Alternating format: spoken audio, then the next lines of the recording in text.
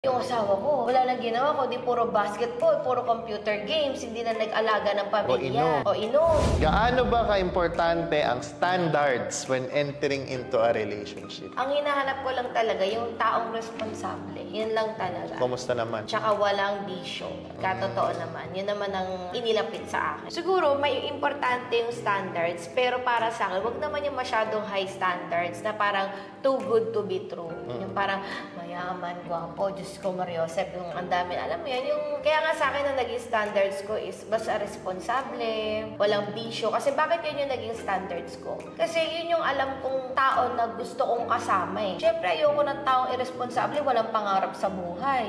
Hindi marunong sa chores, walang trabaho. So, siyempre, ayoko nung someone na ipupukpok ko sa ulo ko. So, kaya yun yung naging standards ko. Ayoko rin na mabisyo kasi nga ayoko yung nakikipag-deal sa yung lagi ko na lang naririnig na yung asawa ko, wala nang ginawa ko, di puro basketball, puro computer games, hindi na nag-alaga ng pamilya. O inom, di ba?